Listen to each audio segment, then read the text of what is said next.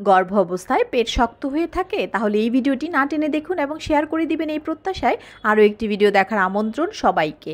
আজকের ভিডিওতে আমরা জানব গর্ভ অবস্থায় পেট শক্ত হয়ে থাকে কেন, বলছেন ডক্টর সাবিনা পারভিন ম্যাম। মূল ভিডিওতে যাওয়ার আগে সকল গর্ভবতী মায়েদের জন্য গুরুত্বপূর্ণ বেশ কিছু তথ্য দিতে চাই। আপনি জানেন কি WHO নির্দেশিকা অনুসারে গর্ভ অবস্থায় কমপক্ষে 4 বার আপনার স্ত্রীরোগ বিশেষজ্ঞের পরামর্শ নিতে হবে। গর্ভ অবস্থায় 5টি বিপদ সংকেতের একটিও যদি আপনার সাথে ঘটে, ঘরে বসে সময় নষ্ট না করে অবশ্যই আপনার নিকটস্থ স্বাস্থ্যকেন্দ্র অথবা ডক্টরের কাছে যেতে দেরি করবেন না। শুধুমাত্র জরুরি ক্ষেত্রে ঘরে বসে সময় নষ্ট না করে হোয়াটসঅ্যাপ ভিডিও কলের মাধ্যমে সিনিয়র স্ত্রীরোগ বিশেষজ্ঞের সাথে পরামর্শের জন্য কল করুন 01312178913 এই নাম্বারে। আর হ্যাঁ, সকল গাইনোকোলজিস্ট ডক্টরদের ইনফরমেশন বিস্তারিত জানতে আমাদেরকে ইনবক্স করতে পারেন। ধন্যবাদ। ম্যাম আসসালামু আলাইকুম। 30 সপ্তাহ চলে, মাঝে মাঝে পেট শক্ত হয়ে থাকে, তবে নড়াচড়া ঠিক আছে। পানি পানি স্রাব ভাঙে এবং আলট্রাতে 28 সপ্তাহে ম্যাচুরিটি গ্রেড 2 আসছে। এটা কি কোনো ভয়ের কারণ? প্লিজ জানাবেন। সেই আবার প্লাসেন্টাল ম্যাচুরিটি, ওটা নিয়ে আমি অলরেডি কথা বলে ফেলেছি যে প্লাসেন্টাল ম্যাচুরিটি নিয়ে আপনাদের টেনশন করার কিছু নাই। গ্রেড 2 ইটস বেটার, এই সময় গ্রেড 2টা থাকাই স্বাভাবিক।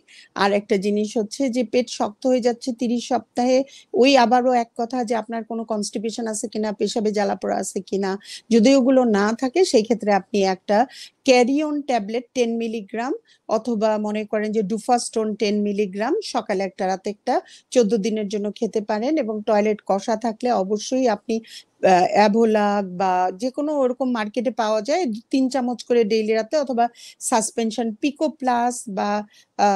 পিকো প্লাস ডেইলি রাত্রে 2 চামচ করে খান। পায়খানা ক্লিয়ার হয়ে গেলে এই ধরনের ঝামেলা থাকবে না। তবে ওষুধ খেয়ে পায়খানা ক্লিয়ার করার চেয়ে বেটার আপনার খাদ্যাভ্যাস পরিবর্তন করেন।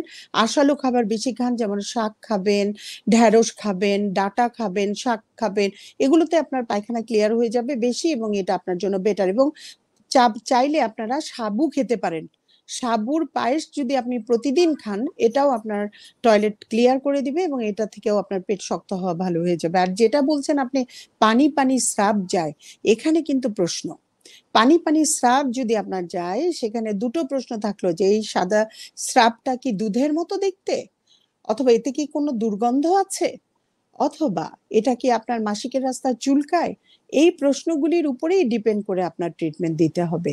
যাবে যে 10টা প্রশ্ন হচ্ছে ডায়াবেটিসের, তো আমি একটা প্রশ্নের উত্তর করলেই 10 জনের প্রবলেম সলভ, এই জন্য আমি এইভাবে উত্তর দিচ্ছি। আর একটা জিনিস হচ্ছে, আবারও আমি সবাইকে অনুরোধ করছি এই প্রোগ্রামটাকে একটু সবাই শেয়ার করবেন, তাহলে আপনার একটা শেয়ারিং কোনো না কোনো ভাবে গ্রামগঞ্জের অনেক মেয়ে আছে, এখনো আমাদের সমাজে অনেক মেয়ে আছে যারা একবার ডাক্তারের কাছে যেতে পারে না প্রেগন্যান্সিতে, তারাও হয়তো সুবিধাটা পাবে।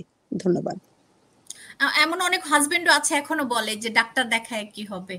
আমি আশা করি এই আনসারগুলো সবার মাঝে পৌঁছে যাক। ধন্যবাদ ম্যাম আপনাকে এত সুন্দর করে বুঝিয়ে বলার জন্য। দর্শক সবাইকে অসংখ্য ধন্যবাদ। যে যেখান থেকে দেখছেন লাইভটা শেয়ার করে দিবেন।